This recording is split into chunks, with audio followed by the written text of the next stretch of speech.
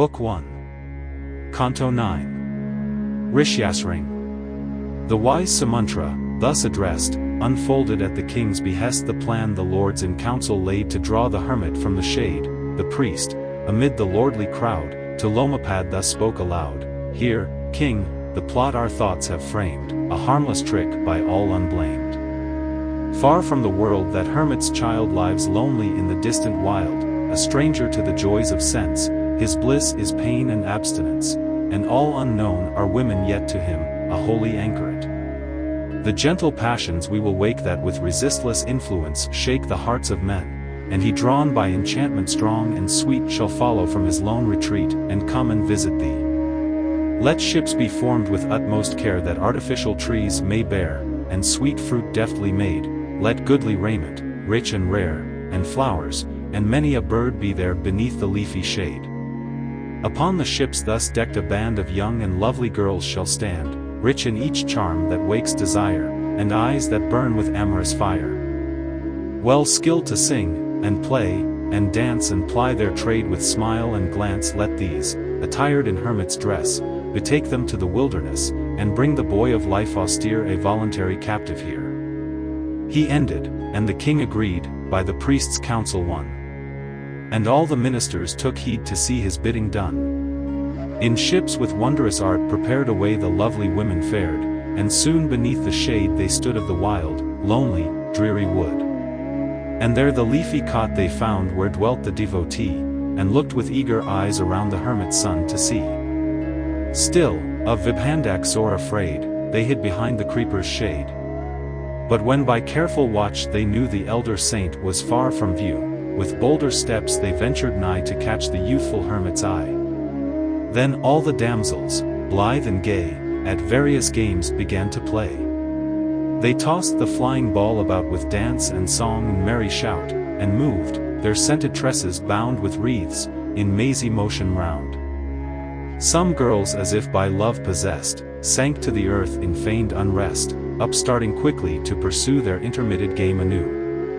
It was a lovely sight to see those fair ones, as they played, while fragrant robes were floating free, and bracelets clashing in their glee a pleasant tinkling made. The anklets chime, the coils cry with music filled the place as 'twere some city in the sky which heavenly minstrels grace. With each voluptuous art they strove to win the tenant of the grove, and with their graceful forms inspire his modest soul with soft desire. With arch of brow, with beck and smile, with every passion waking while of glance and lotus hand, with all enticements that excite the longing for unknown delight which boys in vain withstand. Forth came the hermit's son to view the wondrous sight to him so new, and gazed in rapt surprise, for from his natal hour till then on woman or the sons of men he ne'er had cast his eyes.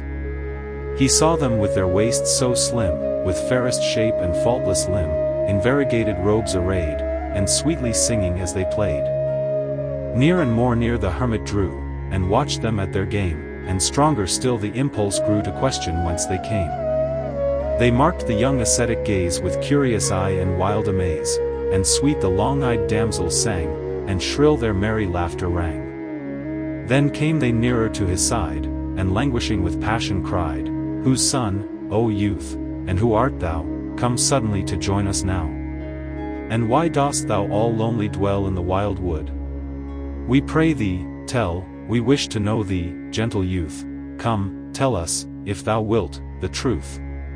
He gazed upon that sight he ne'er had seen before, of girls so fair, and out of love a longing rose his sire and lineage to disclose.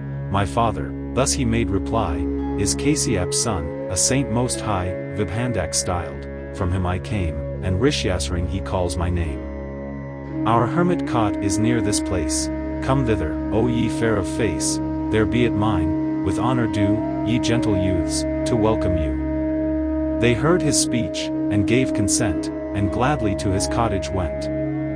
Vibhandak's son received them well beneath the shelter of his cell with guest gift, water for their feet, and woodland fruit and roots to eat. They smiled, and spoke sweet words like these, delighted with his courtesies. "We too have goodly fruit in store, grown on the trees that shade our door. Come, if thou wilt, kind hermit, haste the produce of our grove to taste, and let O good ascetic, first this holy water quench thy thirst.